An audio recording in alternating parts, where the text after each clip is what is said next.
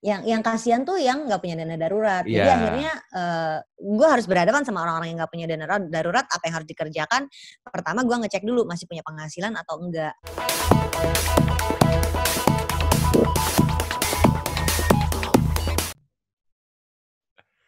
Oke, record. Di obrol-obrol kali ini gue barengan sama Likwina Hananto.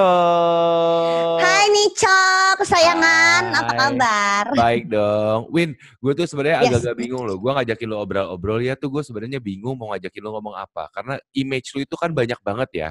Lo tuh financial planner, iya. Ya kan? Enggak, udah bukan. Oh, financial bukan. trainer sekarang mah. Oh, financial trainer. Abis itu lo juga komika, stand up comedian gitu kan. Gue mau keluarin digital download loh. Iya, nah itu gue pengen bahas tuh. Udah gitu kan lo juga, lo katanya cadas di Twitter, cantik di Instagram, tapi mati di Facebook.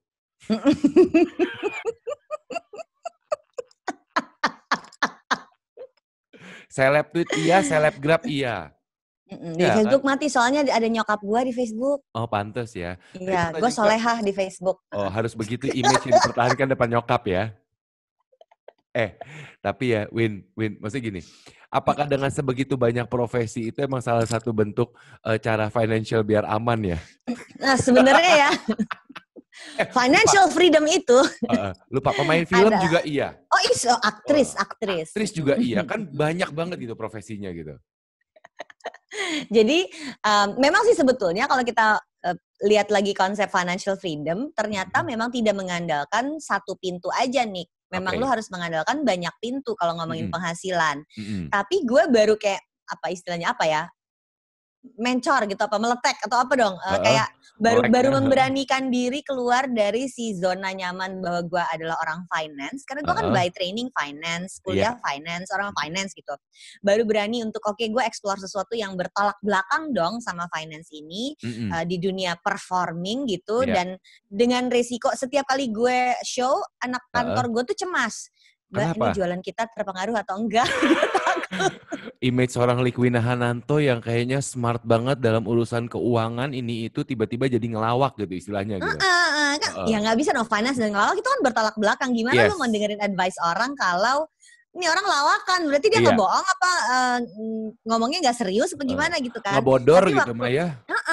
Jadi dia sebenarnya kemarin yang diomongin bener apa enggak kan jadi gitu. Tapi waktu gue nembus umur 40, ini kan hasil skincare ya Kak. Ya. Oh ya bagus loh perawatannya loh Kak. Perawatannya. Dan ini kan karena gue tuh punya satu super power. Gue tuh kurus jenik di kamera. Lu kan tahu aslinya gue gak sekurus ini. Itu berbahagia loh kita loh. Iya kan. Gue orang lain mah naik, nambah, kelihatan lebih gemuk di kamera. Tidak, kurus, tirus. Dan kelihatannya cuma dari sini nih. Begitu berdiri kelihatan bantat. Nah, gue di umur 40, waktu nembus umur 40 itu gue kayak galau-galau mau nembus 40 itu gue berpikir, kok hidup gue kayak gini aja ya. Padahal kalau gue lihat ke belakang dalam dari umur 23 udah kerja, gue merasa achievement gue tuh udah banyak gitu. Jadi gue tuh orang yang kelebihan energi kan sebetulnya. Jadi gue butuh sense of achievement. Dan gue merasa kayaknya udah kok gue achieve apa yang gue mau, bikin bisnis iya, punya keluarga iya, punya anak iya, dapat award apa segala iya, tapi waktu nembus umur 40 kok ada yang kurang gitu. Di situ gue baru merasa gue perlu membebaskan diri gue untuk sisi creativity gue karena finance itu kan sisi yang rigid banget gitu, ada aturan main harus diikutin.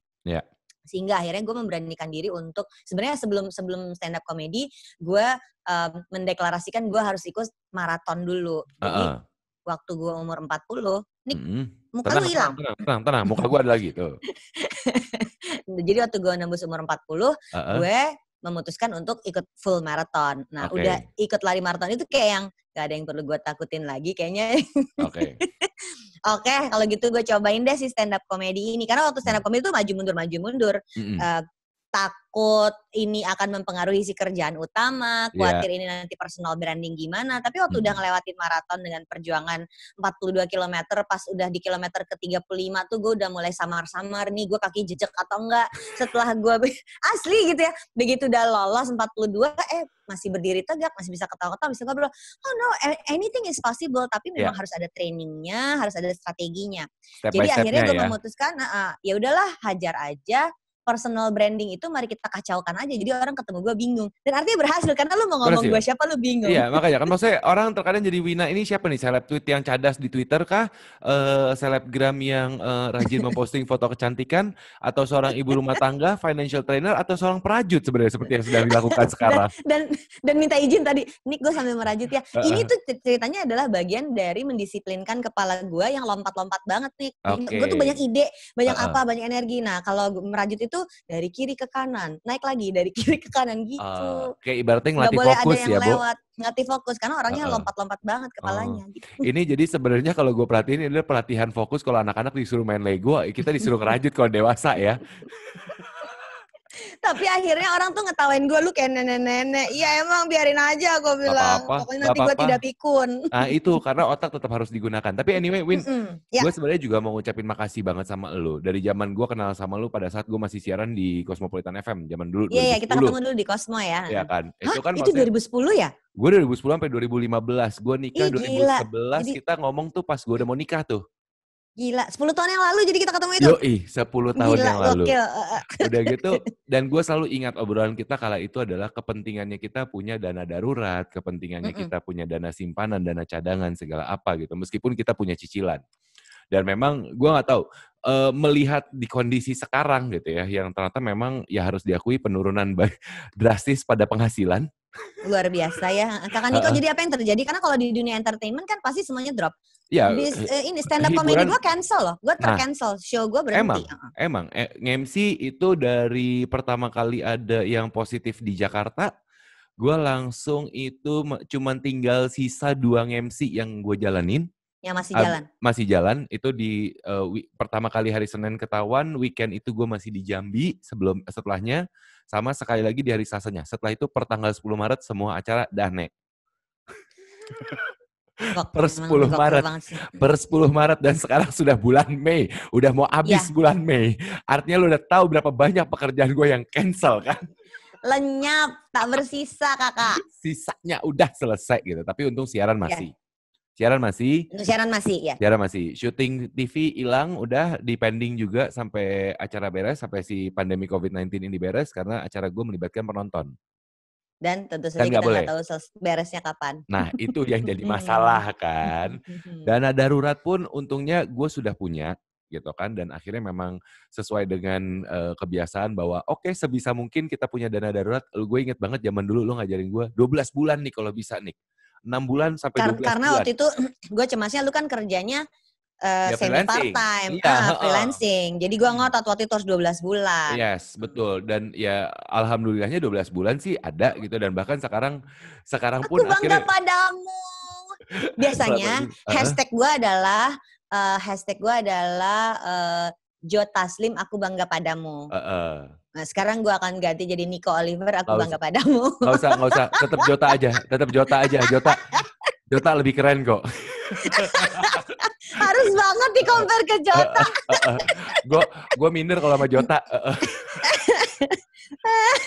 tapi itu gitu. Tapi kenyataannya kan sekarang ternyata banyak yang ujung-ujungnya malah nggak punya dana darurat juga, Win. Ya, jadi gue tuh sampai, karena gue juga ngerasain galaunya nih.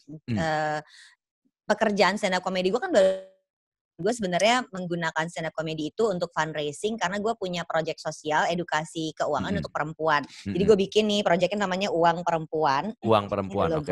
Uang Perempuan. Gue baru nyetak kaos, baru nyetak 5, terus baru bikin show gitu ya. Bikin show yang hasilnya tuh begitu terima hasil show-nya itu gue pakai masuk ke yayasan. Jadi gue bikin yayasan kecil yang memang mau bikin program buat memperkenalkan ke perempuan tentang bagaimana lu bisa menghasilkan uang sendiri.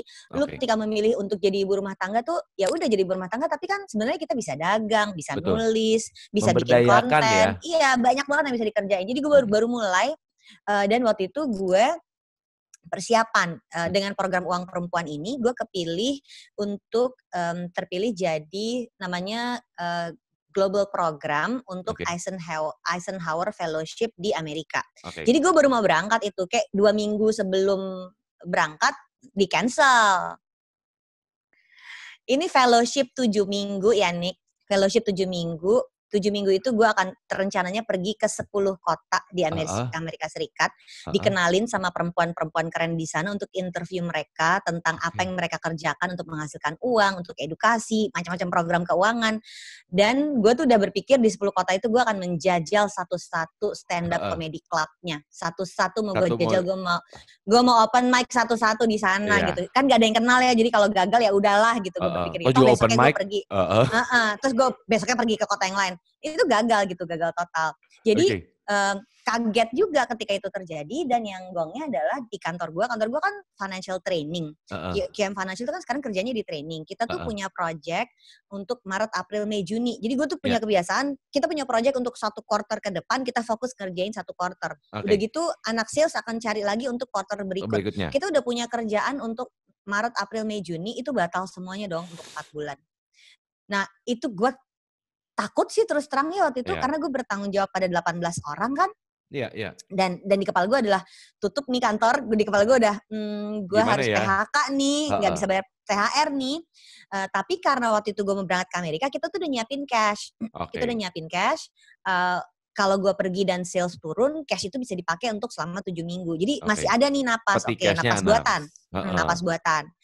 Terus kantor sewanya habis. Ruko nih.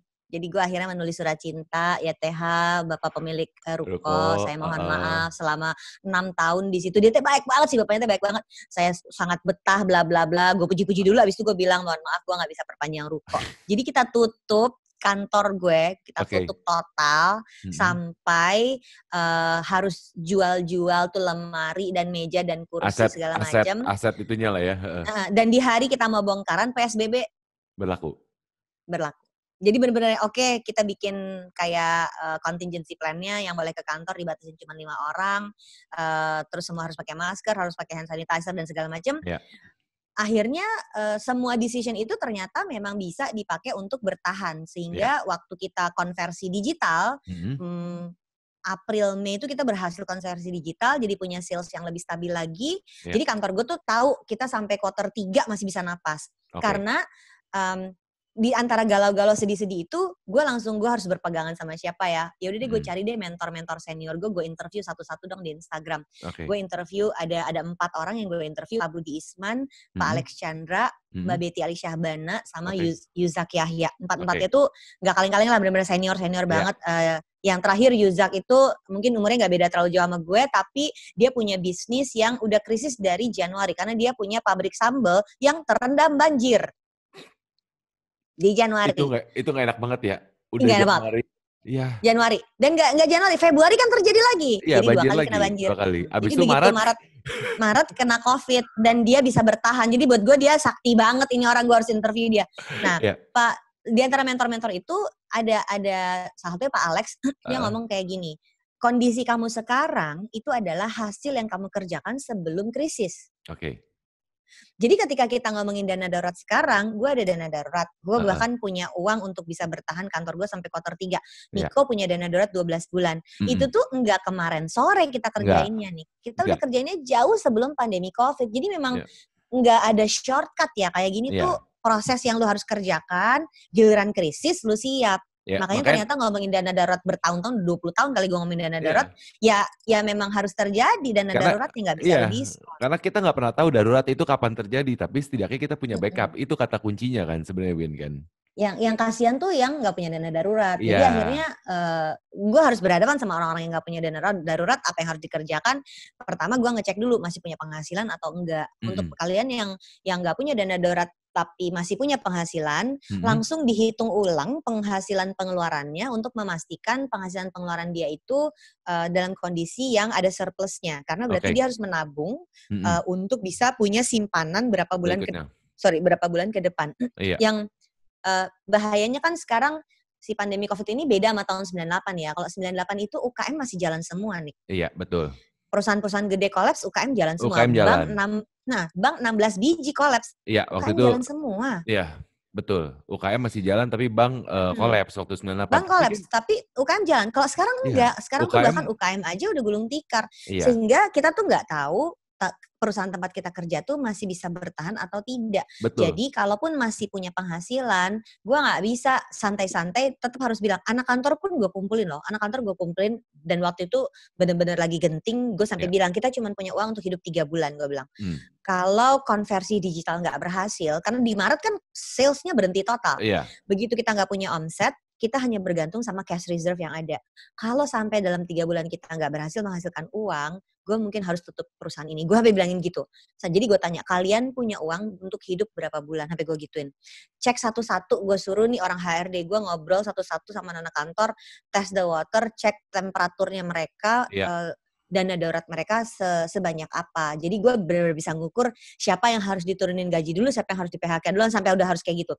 Untungnya nggak terjadi, sehingga sesudah itu gue bisa pengumuman, guys, kita punya uang lebih dari 3 bulan, kita bisa bertahan sampai kuarter 2, sampai kuarter 3, dan itu nggak sekaligus, Nick. Awalnya bisa kuarter 2 dulu, habis itu bisa kuarter 3. Gue sekarang sampai bikin target, sampai Desember harus punya uang. Jadi kalau kita punya uang sampai Desember, kondisi keuangan perusahaannya jadi bisa lebih sehat. Iya. Jadi kalau kalian punya penghasilan tapi nggak punya dana darurat, ya mulai belajar nabung tuh, nggak usah investasi dulu. Menyisihkan supaya paling nggak punya 1 bulan. Nanti lama-lama punya 2 bulan, lama-lama punya 3 bulan. Karena kita nggak tahu perusahaan tempat lu bekerja juga bisa bertahan berapa lama dengan kondisi sekarang. Ya kan? Gue udah ada teman-teman yang kerja di perusahaan asing dan itu pusatnya di luar negeri, tapi kan ya di pusatnya di Eropa ya. Kok pusat di Eropa juga goyang semua bukan? Semua di Eropa goyang. juga ini banget kan. Globally kan emang goyang, dan yang permasalahan paling utama, gue nggak tahu ya, ini dari sisi gue sebagai, ya maksudnya untungnya gue pernah belajar ekonomi juga, bahwa sebenarnya kondisi ekonomi ini kita nggak pernah tahu sampai kapan, karena secara globalnya COVID-19-nya ini kan belum selesai, dan kita nggak tahu pergoncangan roda ekonominya ini sampai kapan batas akhirnya.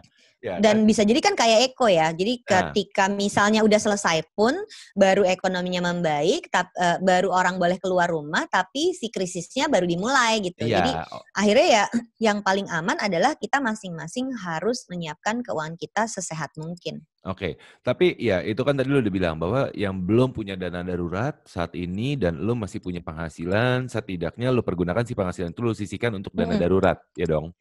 Dan kemudian, tapi kenyataannya kan ada juga yang tidak punya dana darurat dan juga ada yang nggak punya penghasilan. Ya, itu kalau udah kayak gitu, berarti kan itu udah lampu merah ya, udah bukan lampu kuning lagi. Kalau yang udah kayak gitu, please tolong menghindari utang. Jangan sampai lu lagi dalam masalah, nggak punya penghasilan, lu malah ngutang. Karena kalau lu lagi dalam masalah, lu malah ngutang, itu kan udah pasti nggak tahu cara bayar, ya lu bikin masalah baru gitu. Iya. Walaupun kayaknya yang paling gampang adalah ngutang aja deh biar ada duitnya, jadi bisa beli beras gitu kan. Tapi gue kalau udah kayak gitu, please jangan ngutang, hindari ngutang, sesedikit mungkin ngutang, karena lu nggak tahu cara bayarnya. Iya. Nah, jadi sebetulnya cara tercepat, bukan yang tergampang, cara tercepat itu dagang.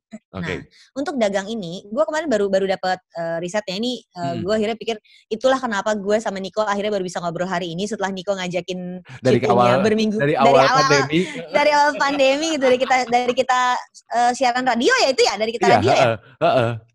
Udah ngajakin, aduh sorry nih, gue sampai malu, aduh kesannya sotoy banget gitu ya, nggak bisa. Ternyata ada alasan ini, gue baru dapet satu rilis Consumer Behavior 2020 dari Mas Yuswo Hadi. Mas Yuswo itu bikin investor knowledge, dia bikin kayak seminar, terus ada edarannya gitu, dan di edaran itu menunjukkan consumer behavior yang berubah gara-gara pandemi COVID. Kalau dulu kita udah syuting, gue nggak punya materi ini nih. Jadi materinya tuh gini, ada 4 perubahan utama perilaku manusia yang terjadi gara-gara pandemi COVID. Yang pertama adalah lu hidupnya di rumah aja.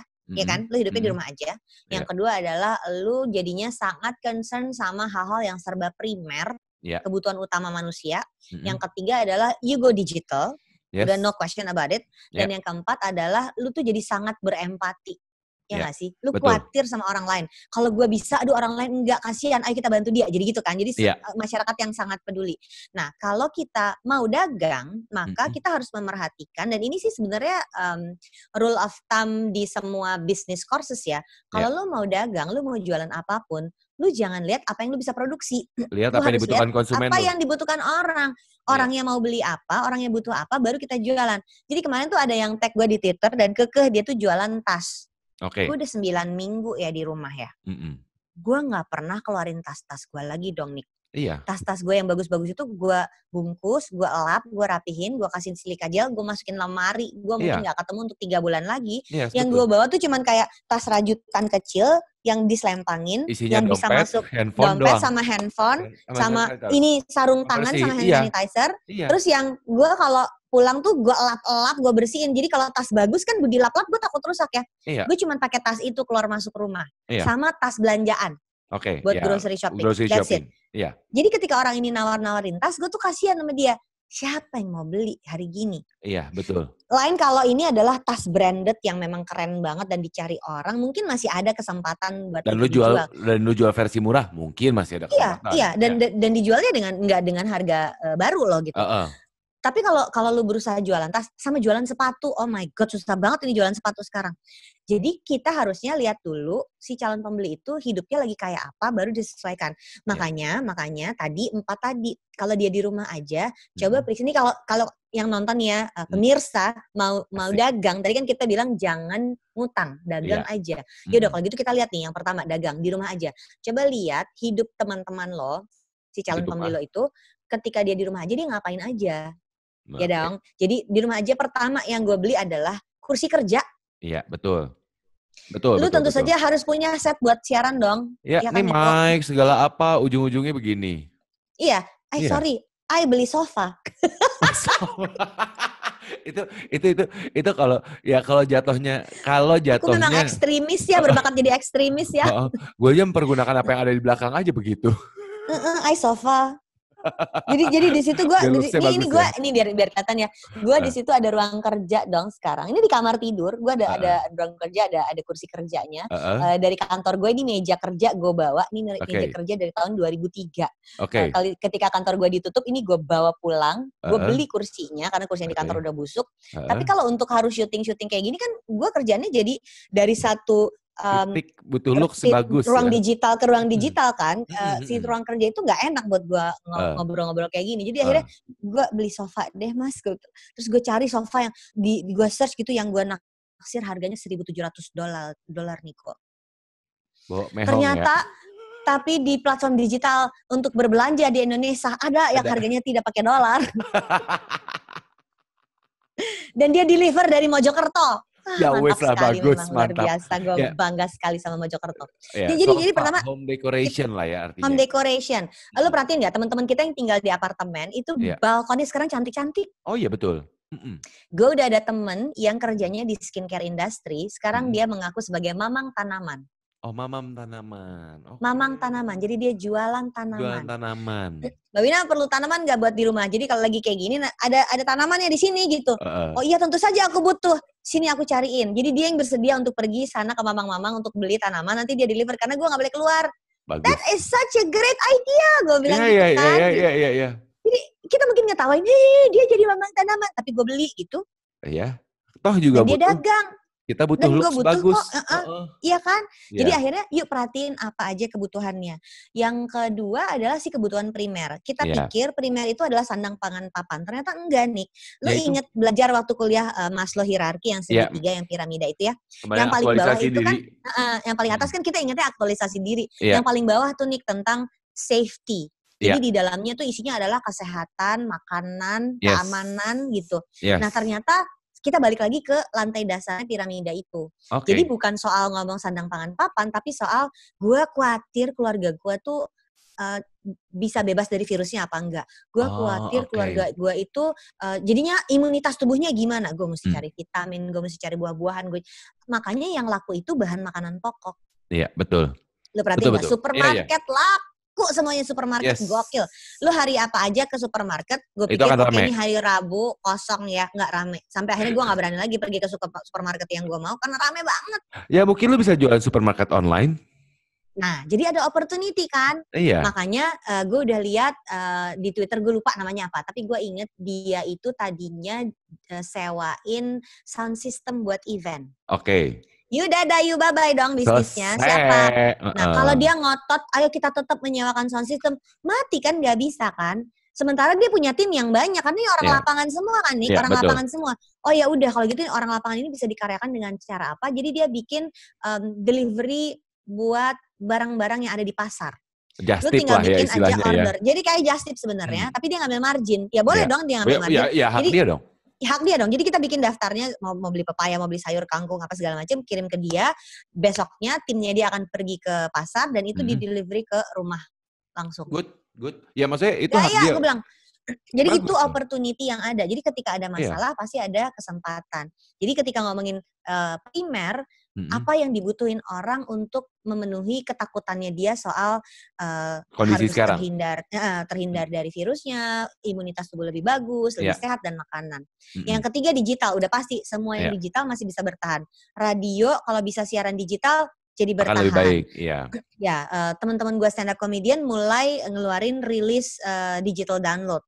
Materi AQ karena kita udah nggak bisa siaran, nggak bisa perform di comedy clubnya, comedy clubnya tutup dong. Jadi akhirnya kita ngeluarin digital download sehingga masih bisa jualan. Di QM Financial yang tadinya trainingnya tatap muka, sekarang semuanya trainingnya pakai Zoom.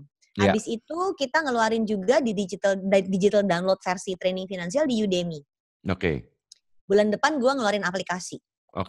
Jadi emang transformasi digitalnya harus jalan. Ya, karena kita dipaksa untuk berdigital ria sekarang. Iya, jadi semua yang tidak ada konversi digitalnya akan mati. Iya.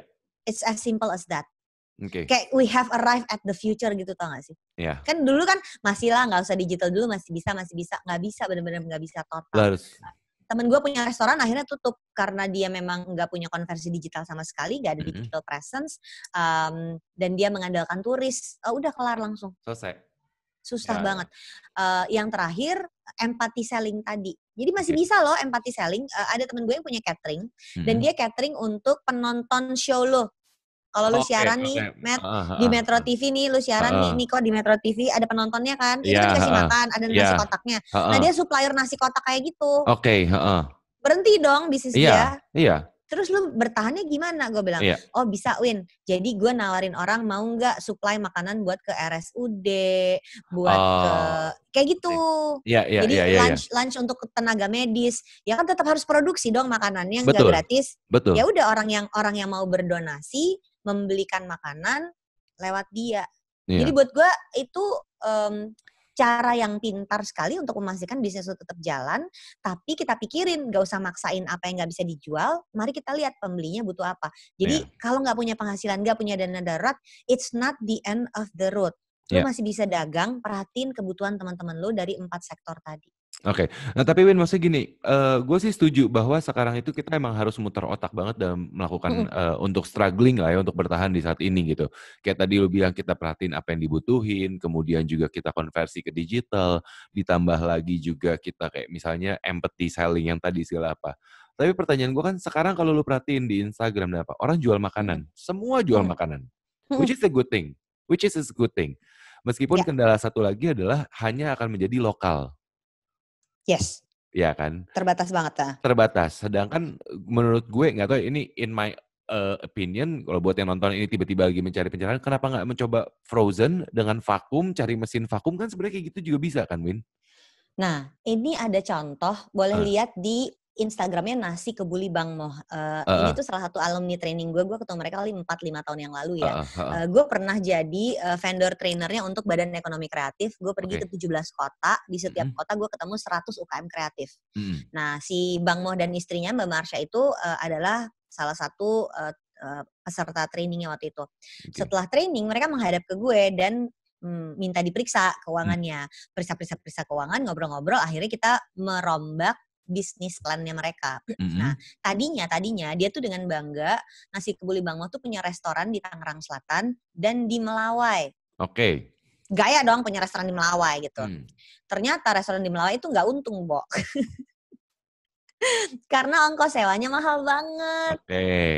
Jadi dia mengubah bisnis plannya waktu itu dari mari kita punya restoran sebanyak-banyaknya. Karena kan dulu logikanya adalah kalau lu punya jualan makanan, lu punya branch dong. Jadi logika dia tadinya begitu. Akhirnya dipikir bukan ini yang kita mau. Jadi ini bukan benar salah ya, tapi mereka memutuskan bukan ini kita mau. Kita mau positioningnya udah kita punya satu restoran aja, tapi ordernya yang banyak, visinya kayak gitu. Maka dia jualannya untuk kenduri. Jadi bukan jualan satu box nasi kebuli, tapi satu nampah atau 40 kotak, 200 kotak parasmanan. Sehingga volumenya jadi gede banget walaupun tokonya cuma satu.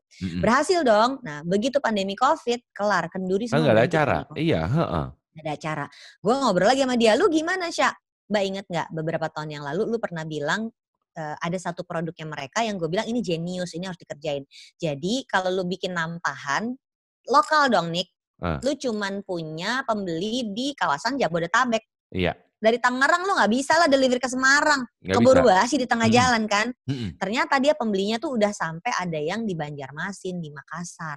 Lu gimana cara delivernya? Nah mereka inovasi udah dari 3 tahun yang lalu. Again, kondisi sekarang, lu itu terjadinya bukan karena kemarin lusa, tapi udah sebelum pandemi Covid lu sudah melakukan sesuatu. Jadi 3 tahun yang lalu mereka bikin nasi kebuli yang disebutnya nasi rempah.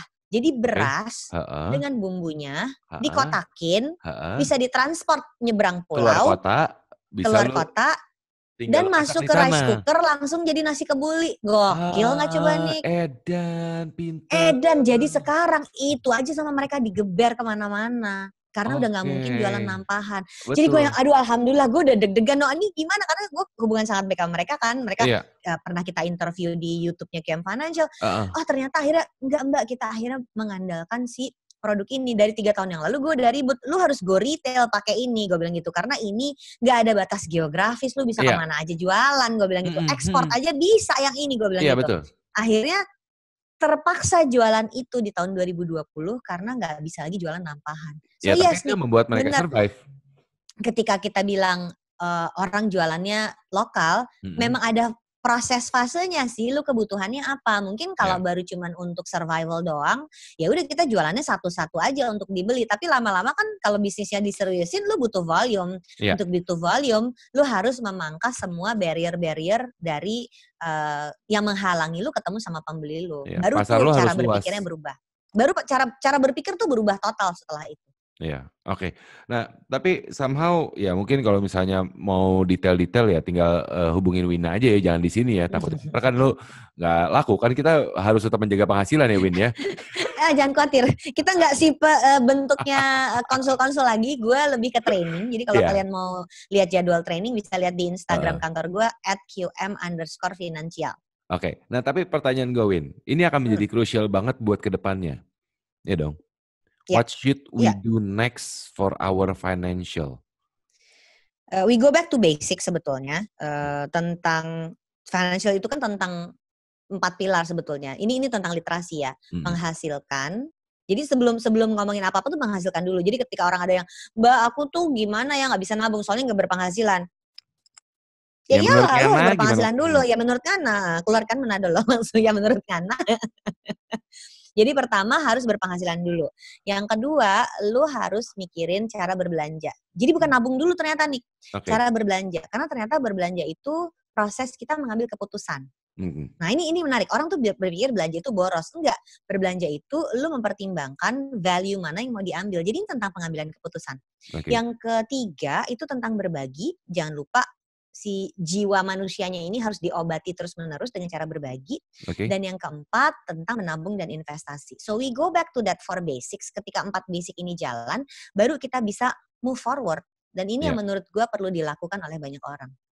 Oke, jadi memang konteksnya adalah lu punya penghasilan dulu, baru kemudian lu pikirkan untuk apa yang lu belanjakan dari uang penghasilan itu ya Win ya. Mhm, mhm, Baru mhm. kemudian kita ngomongin yang lain-lainnya, baru Baru termasuk tabungan dan berbagi, baru investasi. investasi. Iya. Mhm, Nah, mhm, tapi mhm. pertanyaan gue Win, masih pola pattern-nya tuh sama gak sih? Kayak zaman dulu kan kita selalu bilang cicilan tuh jangan lebih banyak segala apa. Pattern-nya sebenarnya pada dasarnya masih sama kan? Yang Iya, iya. seru adalah di minggu pertama gue dirumahkan, itu Mhm, gue langsung Instagram live sama salah satu temen gue namanya Hana Farid dan ngobrolin heeh. tentang keuangan. Sesama Mhm. ibu-ibu sekolahan aja, Mhm, Hana juga mhm. anaknya satu sekolah sama anak gue. Ah, Terus komentarnya Hana waktu itu adalah, "Win, pola pengeluaran kita masih sama nggak?" Oh tentu saja tidak gitu ya, mmm, tidak sayang, tidak. Jadi semua pos pengeluaran kita yang Januari, Februari, begitu Maret itu udah irrelevant. iya, That's the hard word tuh itu. Everything is irrelevant. iya Kita betul. harus bikin hitung-hitungan baru. Jadi Mhm, pada saat kita harus bikin hitung-hitungan baru itu cukup mengagetkan karena ternyata sekarang pengeluaran lifestyle gue drop, iya. tapi pengeluaran rutin gue naik 3 kali lipat. Iya, semua orang di rumah Nah, iya, semua orang di rumah, ya makanan berubah dong dan anak gue yang bertambah. paling gede Heeh, anak gue yang paling gede kan udah umur 18 dia makannya heeh. kayak 3 orang. Nah, belum lagi listrik, belum lagi kuota internet. Oh, listrik naik. Listrik juga gue kira naik 2 kali, enggak, naik 3 kali, guys. Iya Ya, kan? belum kuota internet, iya persis. Jadi Heeh, akhirnya kita mesti ngitung ulang, ada satu kegiatan dalam financial planning yang bisa dilakukan untuk ngecek pengeluaran kita itu kayak apa, namanya daily tracking. oke. Cobain nih, namanya daily tracking. Daily tracking itu basically gini, kita ngitung, bikin catatannya pengeluaran kita dari Senin sampai Jumat, Mhm, Sabtu, Minggu itu kayak apa. oke. Nah, dari situ baru kelihatan, oh ternyata pengeluaran kita seperti apa dan dari situ kita bisa tahu pengeluaran kita itu berubahnya di mana. Karena ada yang waktu di training-training pas minggu-minggu pertama gue tanya merasa hemat atau boros, Mhm, sebagian besar itu jawabannya merasa boros gitu. oke. Tapi udah masuk minggu ke-9, kemarin gue bikin training, gue kasih pertanyaan yang sama, mereka jawabannya hemat. Jadi memang memang ada transisi gitu, waktu di Iya, awal-awal masih kaget kan, iya. jadi boros, tapi udah di minggu ketiga, keempat tuh langsung penyesuaian. Dan katanya kan, konon tuh kalau gue baca, kebiasaan kita itu terbentuk setelah 21 hari. Betul. Bahwa ini udah lebih dari 21 hari kan. Makanya udah kebentuk. Mungkin ya di awal-awal kenapa berasa Iya, di boros, awal masih kaget, iya, satu lu panic buying, menjadi hal-hal ya kan lu Iya, dengan iya, kondisi yang lu panic buying, satu lu berasa akhirnya ketakutan, ketakutan. Belum lagi nimbun, ya heeh. heeh, belum lagi kayak misalnya lu beli sofa biar looks-nya bagus, kan sofanya udah ada setelah berapa berapa puluh hari kan lu nggak beli sofa baru lagi kan? Iya, Ya iya, iya iya iya, enggak. kan Udah cukup, udah cukup cukup. kan? Ya maksudnya Tapi maksudnya kayak sekarang gitu pengen beli kali. TV, Nah enggak itu gitu ya beda nanya. lagi ya, ya kan? Habis beli TV beli apa lagi, Bu? Kemarin tuh kita lagi berpikir enggak. Jadi lu tahu kan Gue kalau live Instagram itu, kalau lu main live Instagram kan kita udah mulai, mata-mata tuh udah mulai siwer ya kalau layar kecil ya, heeh. itu bisa disambung dari handphone ke TV loh. Jadi Oh, komentar-komentarnya what a gampang lo great kebaca. idea, oh what a great Heeh, idea gitu ya. heeh, heeh. Jadi Racun, komentar-komentarnya racun bisa banget kebaca ya. dengan jelas buat mata-mata kita yang sudah mulai bertambah plus Gue gitu. penasaran, gue pengen lu nanti kalau kita udah selesai syuting fotoin workstation lo, gue pengen lihat. Gue nyontek. Jangan sedih, ring light udah ada, ya kan. Udah gitu, Aduh kocak banget. mikrofon karena buat siaran juga, sound card buat nyambung ke laptop juga sudah, ya kan? Menarik ya, aku jadi Heeh. pengen punya.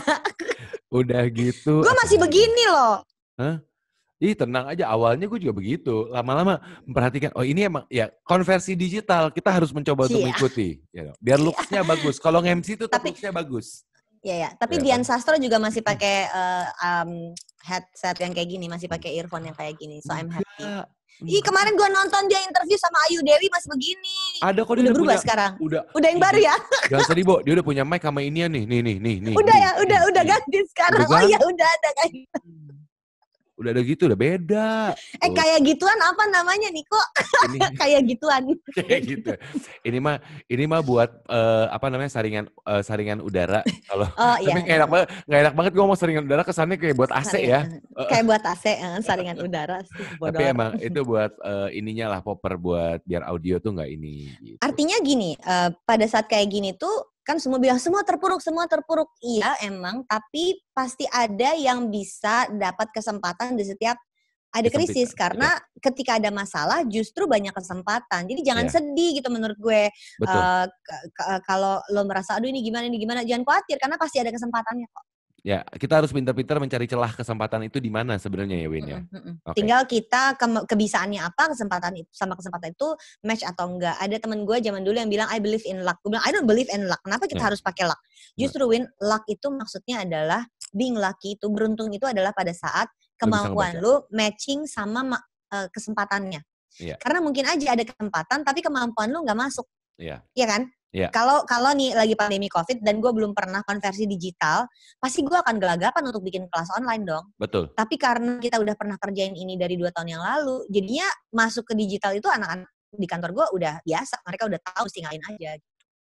Oke. Jadi emang sebenarnya adalah ya usaha, luck itu adalah faktor penentu yang lu emang ya udah kebetulan bakat lu sama apa yang dibutuhkan kok matching gitu ya. Itu nggak bisa dikendaliin kan? Kita kan nggak bisa kendaliin kesempatannya kapan ada. Betul. Kemampuan bisa kita siapin, tapi begitu kesempatannya ada ya that's what luck is. Ya such as kayak misalnya lu bisa masak dan sekarang akhirnya lu nggak pernah kepikiran lu jadi masak, lu jualan makanan untuk bertahan. Bisa aja kayak begitu kan? Bisa aja kayak gitu. Oke, Win. Tapi anyway, thank you so much buat ngobrol-ngobrolnya kali ini. Gue sangat amat menikmati. Semoga yang nonton ini juga punya ilmu tambahan gitu ya. Bertahan di masa-masa seperti ini emang adalah. Makasih ya udah diajakin dan bersedia menunggu. Gak apa-apa. Apa yang enggak buat lu? Gue so sibuk pisan. Apa yang enggak buat lu? Thank you Niko, tolong beli digital download aku, download aku dan selamatkan karir finansial aku walaupun nanti digital downloadnya meletus untuk stand up comedy. Mulai takut. Anyway, uang perempuan juga semoga kemudiannya juga bisa berjalan kembali ya. Kita akhirnya uang perempuan mau nerusin bikin syuting dulu aja. Stand up comedy show-nya mungkin postpone, tapi kita sekarang tuh bikin temen-temen gue di Kuama Foundation di yayasan tuh bikin interview dengan 5 perempuan yang udah jalan nih, interview dengan 5 perempuan, dan 5 perempuan itu ada interviewnya di YouTube-nya QM Financial, silakan mampir. Ada interview dengan Ibu Saparina Sadli, ketua pertama Komnas Perempuan, umurnya 93 tahun Niko, dan masih keren banget ngobrolnya tuh, bener-bener yang gue bercandain. Ibu tuh SJW ya? Bukan, saya tidak merasa saya SJW. Katanya gitu. Gue ngomong gitu sama Ibu Sap, nakal banget. Yang kedua ada Dr. Grace Judio, dia seorang dokterpreneur, jadi unik banget. Yang ketiga Gina Esnur, tentu saja sutradara perempuan berbakat, yang baru pertama kali sutradara langsung dapat piala di mana-mana. Yang ketiga ada Agatha Lydia, yang seru karena Agatha Lydia itu umurnya baru 24 tahun dan dia sudah jadi interpreter untuk suratnya Bapak Paus Johannes kepada umat Katolik muda seluruh dunia. Wow. Keren banget. Yang terakhir adalah Jen Mulyanto, dia personal fitness coach gue, dan dia ngasih tahu kalau perempuan itu workoutnya sendiri di rumah juga bisa, supaya perempuan-perempuan juga tetap sehat. Nah, itu 5 yang pertama udah kita interview. Dengan lagi pandemi COVID gini, gue nggak bisa ketemu orang, tapi kita rencananya akan bikin interview kayak gini supaya tetap bisa jalan acaranya. Konversi digital ini yang kita lakukan, bukan? Kita saya belajar sama Kakak Niko. Kita menatih di rumah aja ya. Apa aja yang dibutuhkan, jadi mikrofon, headset, sama apa tadi yang gituannya, jangan lupa yang gituannya. Sebenarnya mah udah pakai ini juga nggak apa-apa. Pakai headphone begitu juga nggak apa-apa kok. Lucu kan? Lucu apa kok. Sih? Yang kan jadi gaya, masalah. kayak gitu tuh cuman gaya doang. Iya, karena yang jadi masalah sebagus apapun alat elu, sejelek apapun alat elu, kalau signal kita masih bapuk, signal kita bapuk aja sekarang. Dear provider. Intinya di sinyal. Wahai, apa guna internet cepat? Untuk ini, untuk kayak gini. Dear provider, ya kan itu yang kita minta kan. Jaga stabilitas internet kami. Tolong jaga. Karena itu yang kami boleh disuruh di rumah aja, tapi tolong jangan matiin internetnya, please. Nah, itu kata kuncinya.